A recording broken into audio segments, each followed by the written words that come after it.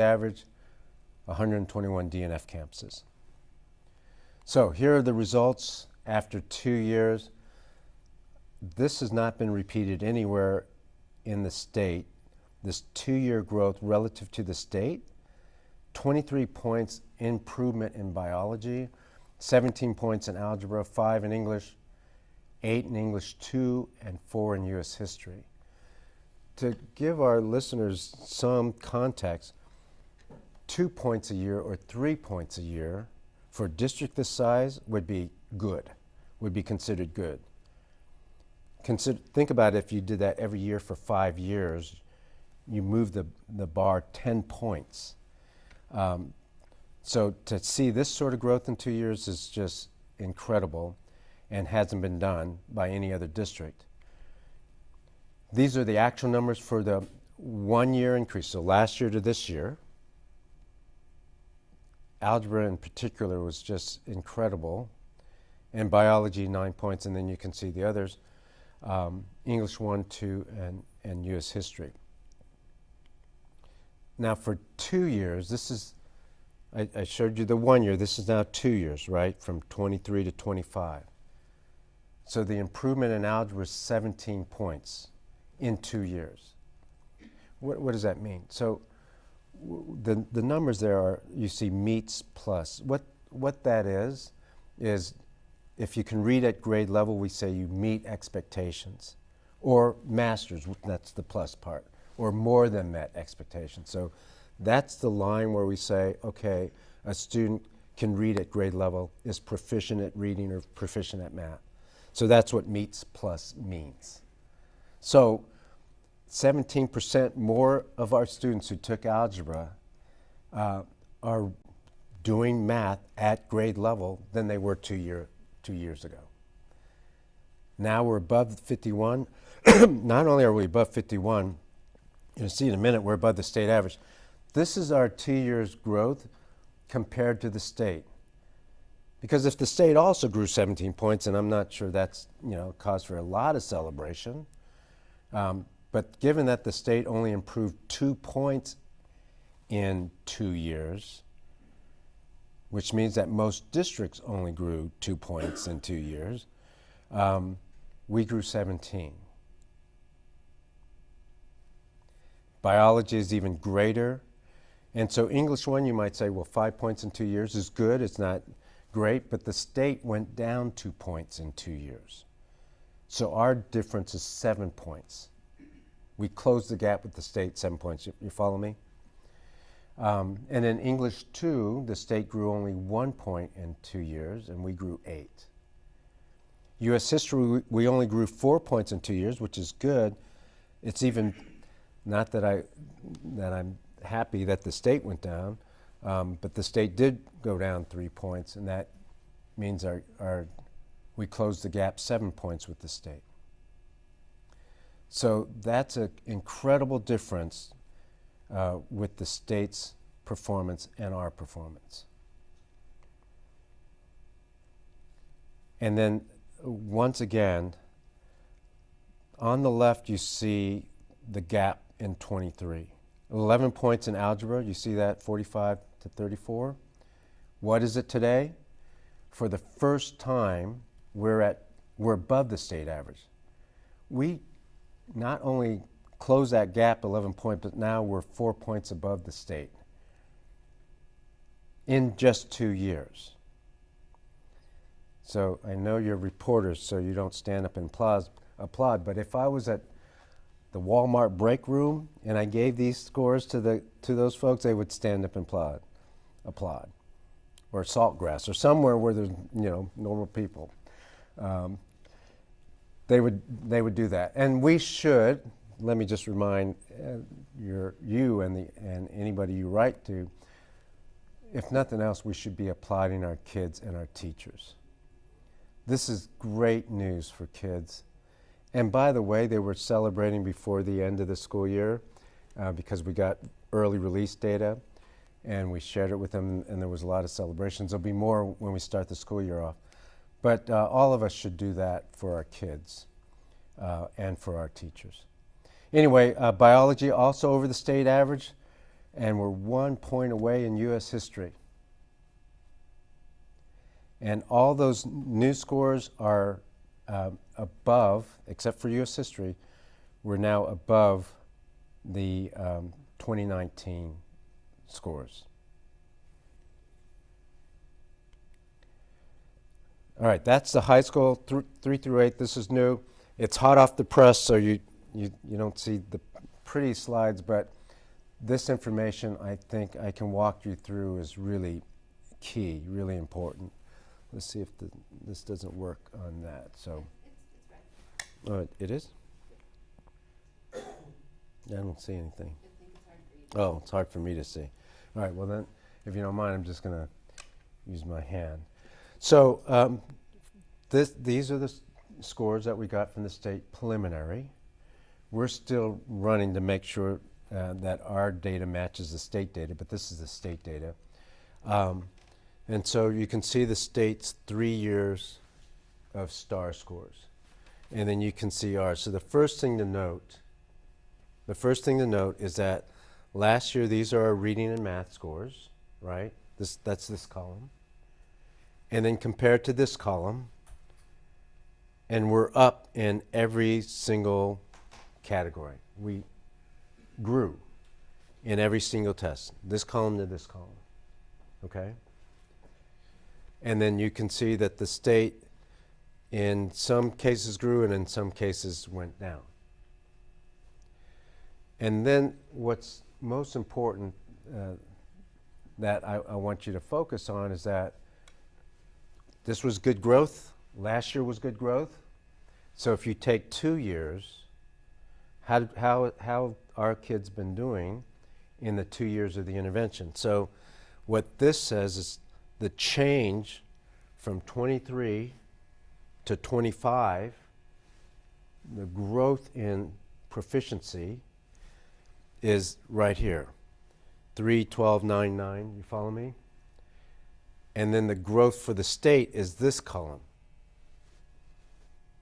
I'm sorry that thing is in your way, but if you take a picture of it, you'll see that. So the state grew 1 point in 2 years in third grade reading. We grew 3 points. The state grew 7 points in fourth grade reading. We grew 12 points. That's how you read that. Okay, I know it's a lot of numbers on this slide, but when you take your time, you'll be able to decipher it. The point of all of that is that compared to the state, our kids killed it. We're way above the state in most of these categories. Not only are we way above, but when you look at this, I hope you can see that. You see these colored markers? Remember I told you when we started, we were behind the state in every single exam? And in EOC now, we're above the state average in algebra, we're above the state average in biology, we're almost at the state average in U.S. history by 1 point. Well, in math, for the 6 math exams for elementary school and middle school, we are above the state average now in 4 of them. In just 2 years. Our kids above the average of the state in just 2 years when they were far behind.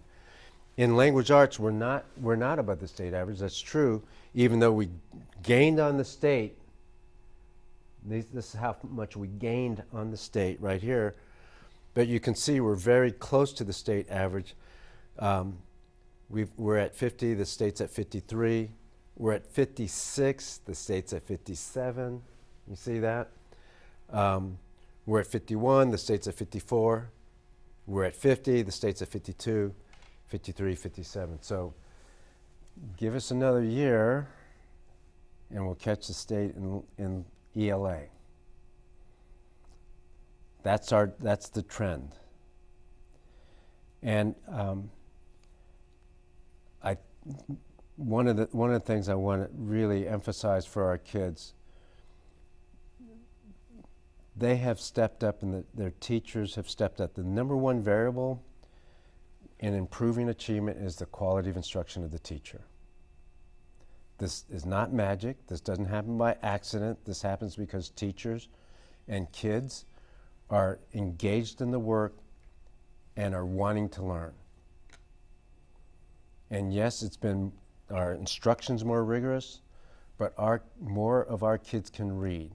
And when kids can read, they not only feel better, but they have more success, more chances for a successful high school career, and then a successful ability to engage a year 2035 world and workplace. Let me talk about that in a minute.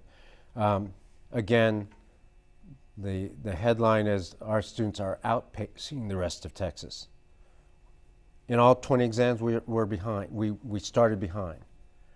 So it's unreasonable to think that we would be ahead in all 20 exams, but we are closing that gap. So we are growing faster than everybody, and now in several of the exams, we are ahead of this state. And you can see the results here. So if you took all the math together, on average, we grew 8 percentage points in 2 years, and the state stayed flat in math. In reading, we gained 8 versus the 3 from the state. And then you can see the science and social studies. Finally, I've said a little bit, but let me just be much more clear about what it means. Yes, it's just a number, and we have other numbers that validate the increase. NWEA, that's a MAP assessment, also very strong. We're going to show that to the board in August, but we already know such improvement there too. NAEP, National Assessment of Educational Progress, you already know that we did well there too. So these numbers start to make a trend, but what they really mean, and I've said this before, and let me just re-emphasize, it means our kids can read better. Not just some, many more students are reading at grade level than they were 2 years ago, many more. The percentage is huge, the percentage increase. That means they can read better. They can do math at grade level, many more. Thousands and thousands. We'll calculate that exact number when the dust settles here, but thousands of students can do math at grade level prior to this test, prior to the intervention, That means something for their livelihood. Good Reason Houston put out a report 6 months ago or 8 months ago, and that was the report about livable wage. The students who graduated in 2017, 6 years later, only 17% were earning a livable wage. Only 17%. And if that doesn't make us concerned as a group of people who live in the city, who want kids to do well in life, that's a damning statistic. And one of the things that Good Reason Houston said, or the people who did the research said, what you can do about it is, first of all, have a stronger academic outcomes in their elementary and middle school, particularly Algebra 1 and 8th grade reading. So take a look at that report from Good Reason Houston. Algebra 1, 8th grade reading. Why? Because the high wage, high skilled, high demand jobs of the year 2030 and beyond require better, stronger math skills. And you have to be able to read also at grade level. So this translates to quality of life, to success in the future on year 2030 and year 2035 jobs. It translates to that. And it translates to a livable wage. So this is important. This is something to be applauding and encouraging. When you see kids, when you see teachers, I hope, regardless of anything else that's going on, let's take a second and applaud kids. Applaud the students. This hasn't been done anywhere. My team is checking, we're doing data checks on other states, we don't think this has been done anywhere in the United States with regard to how much has your students grown in 2 years with regard to proficiency. Now, they may define it differently, but fine. Based on your own test, Louisiana, Washington State, how much did your kids grow in proficiency in 2 years? I doubt any large urban or medium urban district has gotten the results we've got, ever. So maybe some of you will go research that too, and then you can either prove me wrong or prove me right, but you're going to be hard-pressed to find another district that has done what we've done, what our kids have done. And it's worthy of applause, but also support for our teachers and principals. Am I taking questions? Okay. All right, time for a few questions. Yes. Superintendent, what do you point to specifically in your curriculum as to why there's an improvement? I know you cited quality of teachers, but is there anything specific in curriculum that you'd like to address? Well, thanks for asking, and I'm looking at Maggie because she knows what I'm going to say. What I'm going to say is it's not one thing. It's a whole-scale systemic reform. We did many changes and many systemic changes all at one time. But if I had to pick one, I would say it's what you kind of intimated, and that is the quality of instruction. We have focused on instruction, instructional strategies. We tie curriculum and instruction tightly together, and as a result, our teachers are more effective. We train them. They get a lot of feedback. And as a result, their instruction to the kids is way more engaging. And they're just doing a more effective job. And the kids are responding. How does that look like, though? What does it mean to be tying instruction and curriculum together tighter? Yeah, thanks for asking. So quickly, and I'm giving short shrift to this, it's really a long answer, but let me give you the short answer. You can't just throw a good book like Amplify is a good textbook. So is Eureka and Carnegie. You can't just throw that. Am I off camera? Do you guys want me to move? Okay. Okay. You can't just throw a book or a textbook at a teacher and say, here, teach this. This is a good curriculum. You have to design the lesson with instruction in mind. You have to design the text materials with instruction in mind, and the lesson plan, the PowerPoint. And our curriculum department has done that really well, and so it has made it easier for teachers to absorb. We call it internalize the material and then deliver that instruction. Well, let's get a couple real quick. Yeah. Thank you, Mr. Miles, for the presentation. Let me bring your attention to this one demographic of students who show like a 30% gap with other ethnic groups.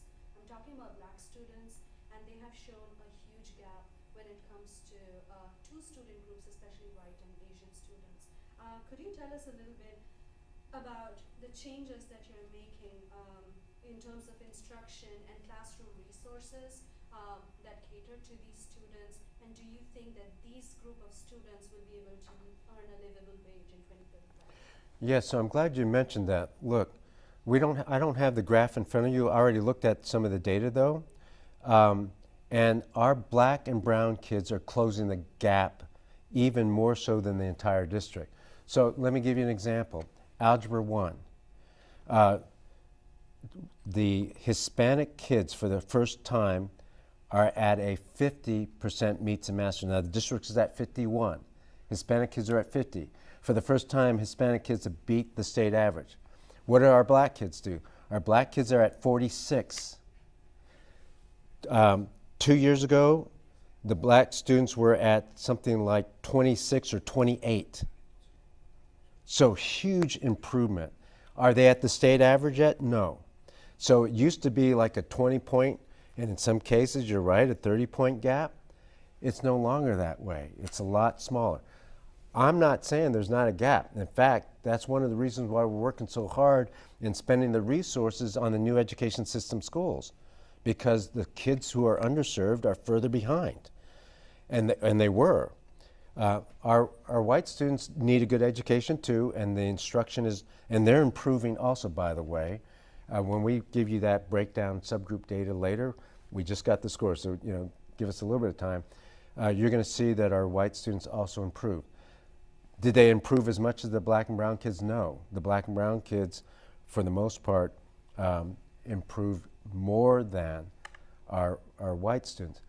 Having said that, our white students are well above the state average in proficiency. And so that's what you mean by the gap. But I feel very confident that that gap is closing. And we got a ways to go in some areas, true. Margaret, you had a question, correct? Yeah, And then Claire, we'll come to you next. I'm looking at this in comparison to Apollo, which never did especially well in reading. Didn't meet the goals, said, it's not hard, you can't do it. But did in math, but then it plateaued, and then math scores went down when a lot of the supports for it were gone. How are you going to avoid that? Because it costs a lot to do what you're doing. So Apollo never did get the goals that we got, even in math. And two, it was a program, not a systemic change. So huge difference. You're right, though. It's not so much that it's expensive as it means that you have to reprioritize resources. You're about to see a budget presentation where we show the sustainability. We decreased the budget deficit incredibly. You're going to see that tonight. And so we're going to maintain over time an $800 million fund balance, meaning that what we've already paid for in the NES world, we can continue to do and still maintain a healthy budget. So Apollo program, like most programs, if you take it away, sometimes it just falls apart. We're doing it systemically, and so our gains, our growth, are going to continue to see bear fruit in the future. Claire? First of all, congrats on these gains and thanks for having us. Going back to the EOC scores, across all subjects there are fewer tests taken versus 2 years ago, which is understandable given that there's 13,000 fewer students, right? Well, yeah, 30,000 over 6 years, but go ahead. Those are particularly profound in biology and algebra, so 5,000 fewer students in biology and 3,600 fewer in algebra when compared to 2 years ago. That's also where you saw the most gains, and I know I've talked to you guys about having NES students take biology in 10th grade versus 9th grade. Mm-hmm. So when you're looking at these gains, how do you kind of weigh in, and how can you factor in, a decrease in enrollment, smaller pool, having slightly different students tested versus these kind of raw gains that you're seeing? So I mean that's the way it is every year, right? A different set of kids take algebra every year, and so what you want to do is have a set point, algebra versus algebra, at the end of the year. So what you see in biology and algebra, even over 1 year, same number of students, huge gains, actually even more gains than the year before. Part of it, let's talk about algebra real quick. The reason why you're seeing the gains is not because of fewer kids taking it. In fact, about the same number took it last year as this year. What you're seeing is 8th grade math last year was 8 percentage point increase. So you take that, those kids now taking algebra. So not only do you get the good algebra instruction, but now you have kids who are no math better, and so that just compounds.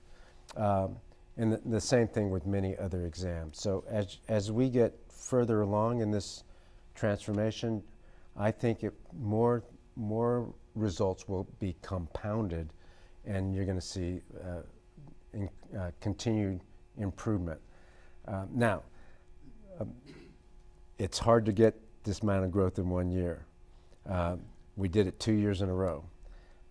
So I don't want to keep saying that we're going to have the most extraordinary results every year, but I think we're going to have good results again next year. partly because of what I just said, the compounding effects. Maria? Yes, you already answered a lot of the questions on the STAAR. I did have a question, just based on, parents have been asking us this. I know it's been 2 years since the takeover and 4 board members were replaced. It's gonna be their first meeting tonight. Mhm. Can you explain to us why and why now? And could we expect maybe a change in board members in the future as well? So the first thing I need to say is that the 9 board of managers that brought us to this point, who supported the reform efforts, not without debate, of course, got the best growth and achievement and systems change than any other board in the history of HISD. We owe them a debt of gratitude. And as some headline said, I have nothing but praise for them, which is true. It's tough being a board member. They were board members during an intervention, which makes it even tougher. So hats off. Let's please, if you get a chance, thank them, praise them. With regard to why, that is totally up to the commissioner, and so you have to ask him that question. But with regard to the other members, I'm looking forward to working with 4 new board members. It's also going to be challenging. It's not going to be easy for them, but I feel confident this new board will also do great things for the district. We have time for one more. Anybody?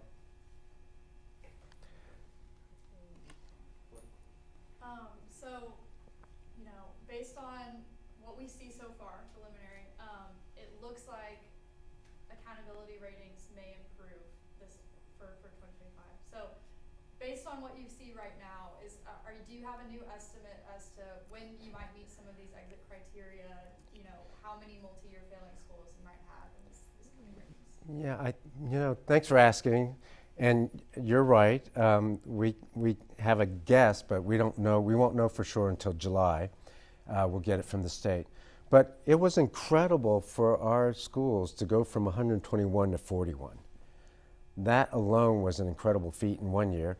And yes, we believe that 41 number of D and F campuses will go down. I don't know how much. I'm loath to venture a guess, so let's just leave it at that. It'll go down, and then we'll have a more accurate picture in July. Thank you, All right. everybody. Appreciate your Thank you, time. guys. Oh, yeah, thank you. Yeah. All right. Thank you, everybody.